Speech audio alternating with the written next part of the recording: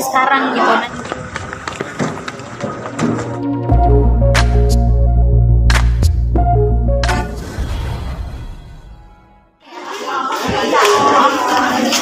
April boleh jelasin ini apa mungkin? Kenapa nih jadi bisnisnya kue nih? Kemarin bukannya udah pernah bisnis kue juga bagaimana? Sebenarnya karena aku tuh kemarin liburan ke Eropa, ngelihat kafe-kafe di sana tuh enak-enak banget buat dijadiin tempat nongkrong.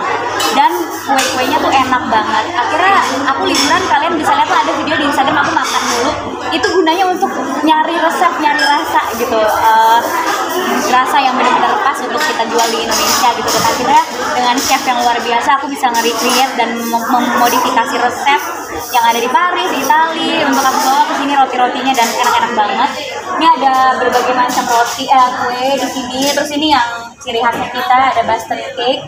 Dia tuh lembut banget, tagline-nya sampai selembut awan ya, karena bener-bener kalau dikunyah tuh langsung lumer ke mulut gitu. Terus ini ada croissant karena namanya aja La Joy dari bahasa Prancis, dan berbagai macam kue ulang tahun.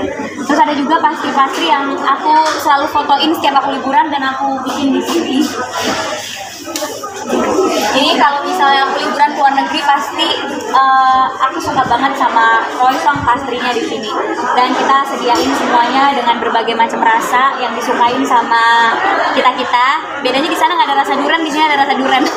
Jadi aku nyediain rasa durian, ada tuna, ada sosis juga. Pokoknya semuanya. Rotinya lagi ludes, jadi kita lagi restock lagi nih di dapur. Nanti pas udah restock aku kasih lihat kita rotinya punya apa aja ya. Berapa lama sih Pil akhirnya terpikir untuk ini harus kue nih gitu? Kenapa sih? Wah, ini tuh idenya bener-bener pas aku liburan kemarin idenya. Terus aku nggak, sebelum itu sebenarnya kita udah punya ide untuk bikin bisnis baru. Terus bisnisnya apa, resepnya kayak gimana, itu pas aku hunting kemarin liburan ke Eropa. Akhirnya aku kasih tahu, aku briefing tim untuk bikin kue yang seperti apa, store-nya seperti apa. Makanya konsepnya kan biru-biru kayak ala-ala di Paris gitu. Ini karena lagi soft opening, jadi meja sama kursinya nggak ditaruh gitu ya. Tapi kalau lagi biasa ada meja-meja kursi yang lucu-lucu, bisa instagramable gitu. Terus akhirnya jadilah bakery cafe ini gitu. Mungkin apa sih April yang membedakan sama toko kue banyak banget nih? Apa sih membedakan sama toko-toko kue yang lain mungkin? Kalau di sini tuh bisa dapat semua jenis roti gitu. Terus kita bahkan ada roti-roti yang belum pernah ada sebelumnya, seperti roti takoyaki. Takoyaki dijadiin roti.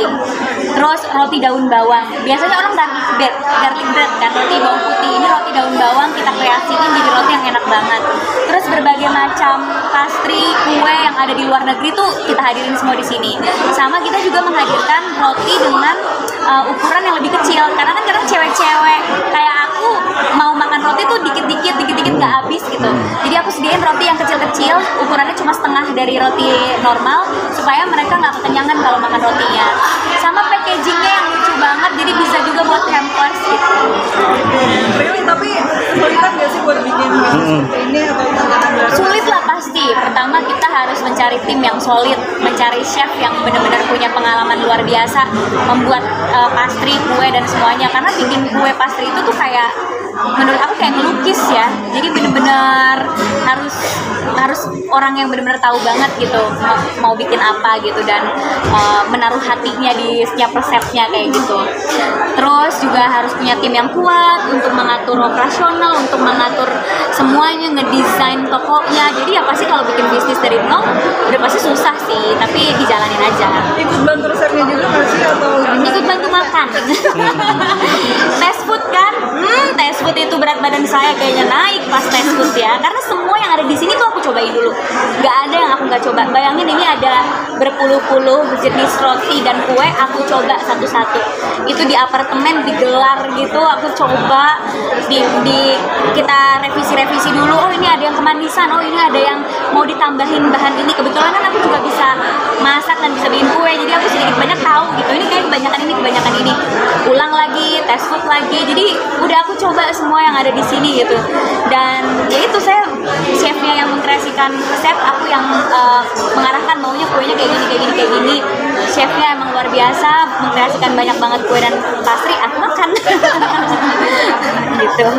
Sempat ada ketakutan nggak sih Pil untuk berbisnis bakery sebelumnya? Pasti sih, karena kan ya makan orang Indonesia tuh makannya nasi kan, bukan roti gitu. Tapi menurut aku orang Indonesia yang makan roti dan kue tuh punya marketnya sendiri.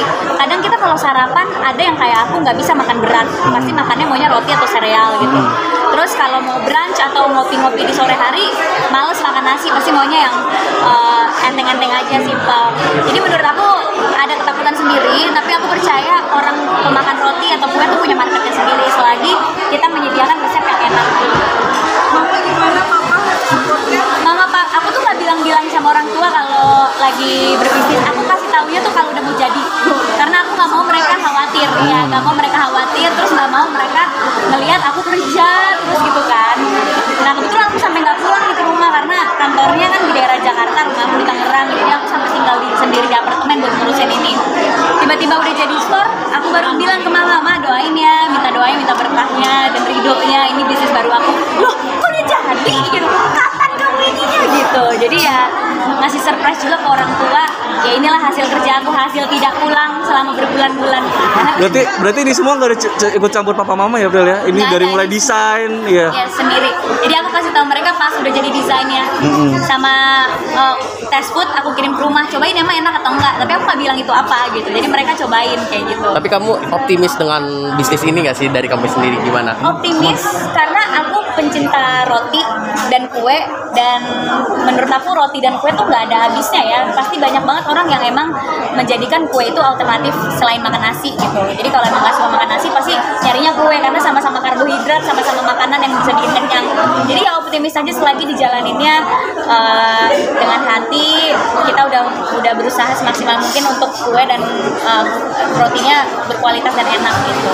Rio yang ngomongin bisnisnya, aku bisnisnya Prilly juga udah ada banyak nih. Kita nggak sih kenapa jadi Sebenarnya di 2023 itu goals aku mengembangkan bisnis yang sudah ada dan ngejalanin ide-ide yang udah ada di 2022. Di 2022 itu aku sibuk banget syuting film dan series. Jadi bisnisnya tuh fokusnya agak ke shifting ke series dan film. Nah sekarang di 2023 aku hanya menerima film dan series yang diproduksi oleh production houseku sendiri.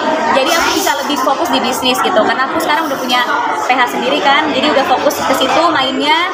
Sisanya aku bisa ngurusin bisnis-bisnis yang ada gitu. Ya emang goalsnya pengen ngembangin semua bisnisnya dan pengen suksesin semuanya gitu ya, semoga berkah. Tapi kan ini bisnisnya juga termasuk banyak yang ada di kuliner juga, terus perhiasan juga, itu gimana sih Prilly? Yang pasti sulit bagi waktu dan konsentrasi karena semua bisnisnya aku masih in charge kan, maksudnya nggak aku lepas tangan gitu aja gitu. Jadi ya pasti ngebagi waktunya tuh yang agak susah, membagi otak dan kreativitinya gitu. Karena kadang aku harus mikirin promosi film misalnya, tapi di satu sisi aku juga harus mikirin promosi roti gitu. Itu kan dua hal yang berbeda gitu. Terus tiba-tiba roti udah, minggu depan brand clothing lainku rebranding, aku harus mikirin promosi baju.